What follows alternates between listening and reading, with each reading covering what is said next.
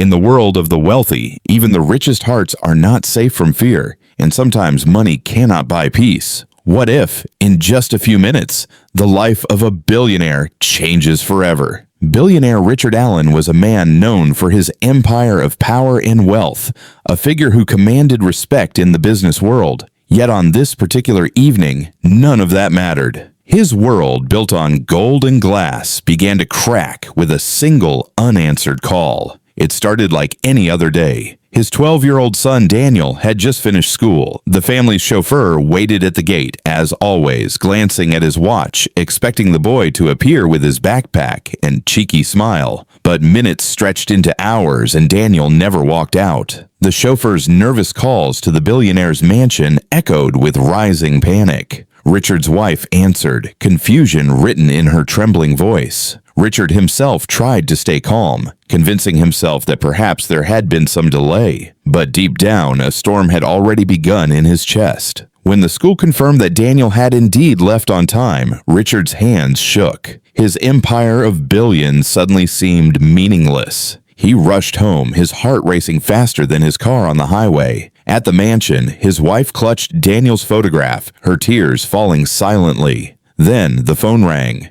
An unknown number flashed across the screen. Richard's instincts froze him in place. With trembling hands, he answered. A low, distorted voice cut through the silence. Your son is with us. Don't call anyone. Don't try to be smart. You'll get him back, if you pay.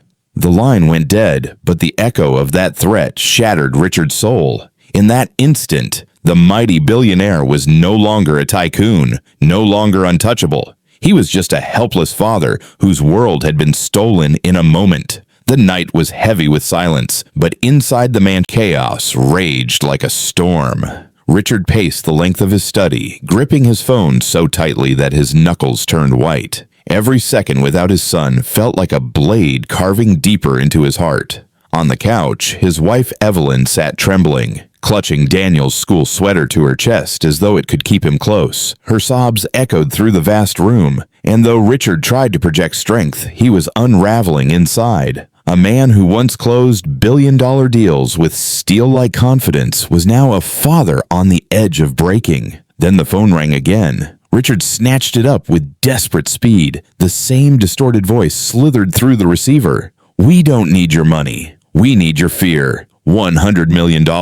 Cash. You have 48 hours. Fail, and you'll never see your son again. Before the line disconnected, Richard's blood ran cold as he heard something faint, but devastating. Daniel's muffled cry in the background. His son was alive, but terrified. Evelyn gasped, collapsing against the armrest while Richard stood frozen, the phone trembling in his hand. The mansion, once a fortress of pride and wealth, now felt like a fragile cage collapsing around them. He wanted to call the police, to scream for help, but the threat replayed in his mind like a curse. One wrong move and your son disappears forever. He couldn't risk it, not when Daniel's life hung in the balance. Questions burned through his mind. Who were these people? How had they studied his son's every move? And why target him? Was this only about money or something darker? As the minutes turned to hours, Richard realized the kidnappers were after more than wealth. They wanted to strip away his control, his power, his very identity.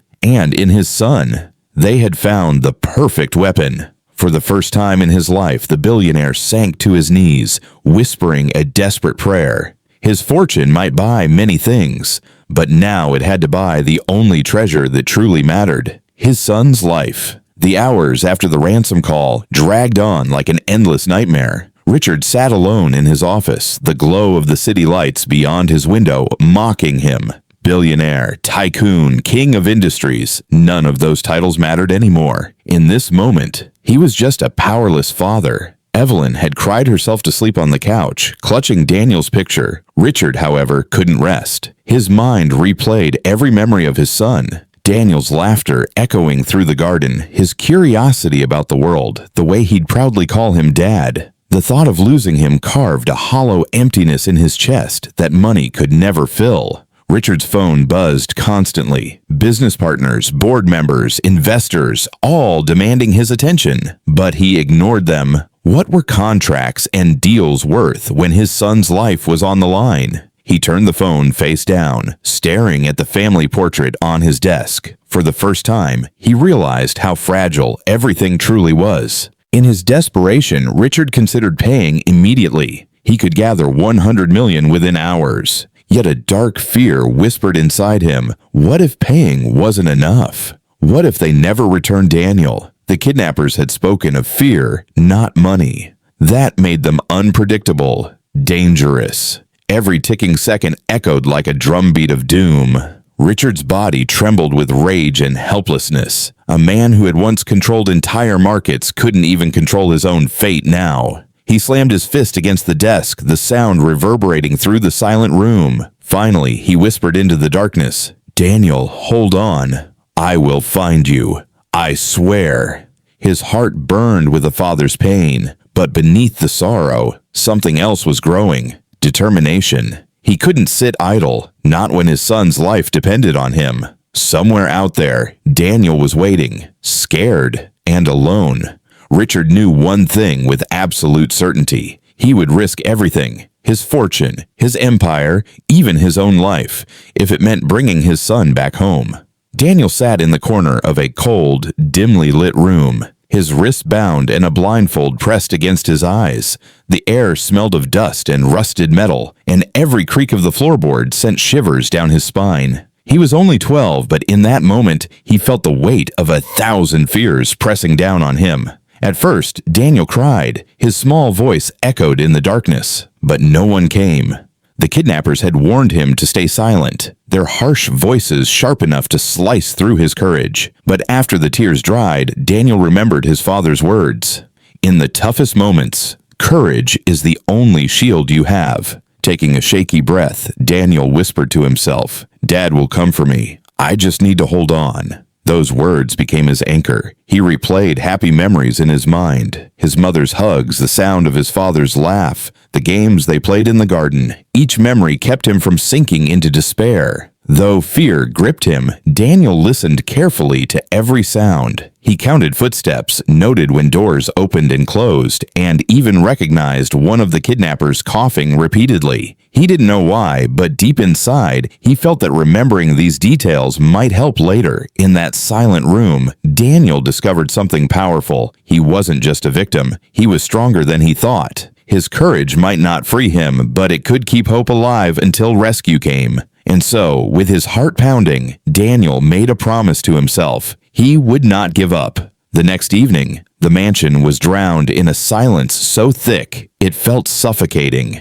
Richard sat by the phone, staring at it, as if his gaze alone could force it to ring. Each tick of the grandfather clock grew louder, heavier, reminding him that time was slipping away. When the call finally came, Richard nearly dropped the receiver in his rush to answer. The same distorted voice hissed through the line, colder than before. "Do you have the money?" Richard's voice cracked. "I'll get it. Please. Just let me hear my son." There was a pause, followed by muffled sobs. Daniel's voice, weak but alive, echoed through the phone. "Dad." Richard's heart shattered. Before he could speak, the kidnapper cut him off. 40 hours left. If you call the police, the boy vanishes forever." The line went dead. Richard clenched his fists, fury mixing with helplessness. He wanted to pay immediately, but Evelyn stopped him. What if they take the money and never give him back? Her trembling words carried the weight of truth. Against his instincts, Richard secretly contacted a trusted police chief. Together, they began to plan. The kidnappers were clever, but Richard was determined to outsmart them. Every detail mattered: where the drop would happen, how the money would be delivered, and how to trace their movements without alerting them. But the kidnappers seemed one step ahead. Later that night, a black envelope appeared at the mansion gates. Inside was Daniel's wristwatch, scratched, stained with dirt. The message was clear. They were watching. Always watching. Richard's chest tightened. The game had begun and the stakes were higher than ever. The night of the ransom drop was drenched in tension. A storm gathered above the city, lightning flashing across the sky as if nature itself sensed the danger ahead. Richard clutched the briefcase filled with money, his heart hammering against his ribs. Every step toward the meeting place felt like walking deeper into a trap. The kidnappers had chosen an abandoned warehouse on the city's edge. Its windows were shattered, doors rusted, and shadows stretched across the cracked floor like silent threats. Richard entered alone, just as instructed, but hidden in the darkness outside. A team of officers waited, ready but cautious.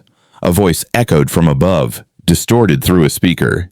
"Place the bag in the center. Do not look up. Do not speak." Richard obeyed, his hands trembling. He placed the briefcase down, his eyes darting across the gloom, desperate for even a glimpse of Daniel. Suddenly, a faint sound, his son's muffled cry, broke through the silence. "Daniel!"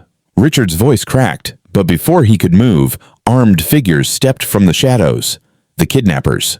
One of them grabbed the case. Another pushed Daniel forward, bound and frightened. Then chaos erupted. Police stormed in, their shouts and flashlights cutting through the darkness. The kidnappers panicked. One fired a gun, the shot ricocheting off metal beams. Richard dove to shield his son as officers returned fire. The warehouse filled with screams, running footsteps, and the deafening echo of gunfire. At last, two officers pulled Daniel free, rushing him into Richard's arms. Tears blurred his vision as he held his son tight. In that instant, nothing else mattered. Not money, not power, only the heartbeat of his child against his chest. The nightmare wasn't over yet, but Richard had him back. The chaos of the warehouse slowly faded into silence. Sirens wailed outside and officers dragged the kidnappers away in handcuffs. But inside, Richard knelt on the cold floor, holding Daniel tightly, as if letting go would make him disappear again. Evelyn rushed in moments later, her cries of relief filling the air as she wrapped her arms around both father and son. Daniel trembled in their embrace, his small hands clutching at his parents as though anchoring himself to safety. "I knew you'd come, Dad," he whispered, his voice weak but filled with faith.